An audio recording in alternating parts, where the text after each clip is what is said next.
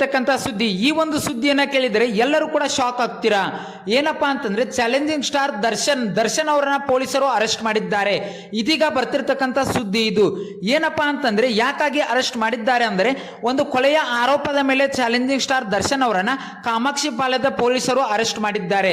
ಇವಾಗ ತಾನೇ ಜಸ್ಟ್ ದರ್ಶನ್ ಅವರು ಅರೆಸ್ಟ್ ಆಗಿದ್ದಾರೆ.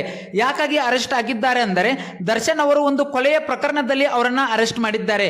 ಏನಪ್ಪಾ ವಿಷಯ ಏನು ಆಗಿದೆ ಅಂತ ನೋಡೋದಾದ್ರೆ, ದರ್ಶನ್ ಅವರಿಗೆ ಪರಿಚಯ ಇರುವಂತ ಒಬ್ಬಳು ಮಹಿಳೆಗೆ ರೇಣುಕಾ ಸ್ವಾಮಿ ಎಂಬ ಒಬ್ಬ ಯುವಕ ಬಂದ್ಬಿಟ್ಟು ಆ ಒಂದು ಮಹಿಳೆಗೆ ಕೆಟ್ಟದಾಗಿ ಅಶ್ಲೀಲವಾದಂತ ಮೆಸೇಜ್ ಅನ್ನ ಕಳಿಸ್ತಾ ಇದ್ನಂತೆ.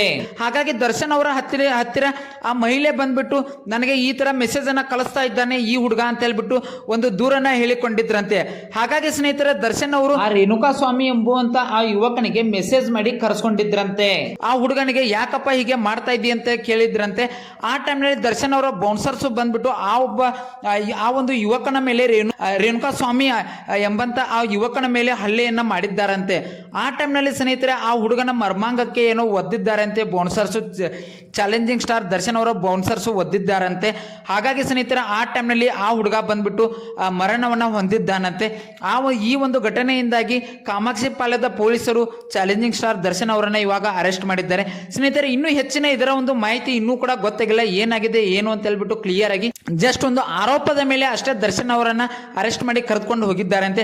ನೋಡೋಣ ಸ್ನೇಹಿತರೆ, ಮುಂದೆ ಇದರ ಬಗ್ಗೆ ಏನೆಲ್ಲ ಆಗತ್ತೆ ಅಂತ ಹೇಳ್ಬಿಟ್ಟು ಡೀಟೇಲ್ಡ್ ಆಗಿ ಈ ಒಂದು ವಿಷಯವನ್ನ ನಾನು ತಿಳಿದುಕೊಂಡ್ಬಿಟ್ಟು ನಿಮಗೆ ಅಪ್ಡೇಟ್ ಅನ್ನ ಕೊಡ್ತಾ ಇರ್ತೀನಿ. ಜಸ್ಟ್ ಇವಾಗ ನಾನು ಅವರು ಅರೆಸ್ಟ್ ಆಗಿದ್ದಾರೆ ಅನ್ನುವಂಥ ಒಂದು ಸುದ್ದಿ ಬಂದ ತಕ್ಷಣ ನಾನು ಈ ಒಂದು ವಿಡಿಯೋನ ಮಾಡಿಬಿಟ್ಟು ನಿಮಗೆ ತಿಳಿಸ್ತಾ ಇದ್ದೀನಿ. ಇದರ ಬಗ್ಗೆ ಒಂದು ಹೆಚ್ಚಿನ ಮಾಹಿತಿಗಾಗಿ ನಮ್ಮ ಒಂದು ಚಾನಲ್ ಅನ್ನ ಫಾಲೋ ಮಾಡಿ, ಲೈಕ್ ಮಾಡಿ, ಹಾಗೆ ಸಬ್ಸ್ಕ್ರೈಬ್ ಮಾಡಿ ಸ್ನೇಹಿತರೆ.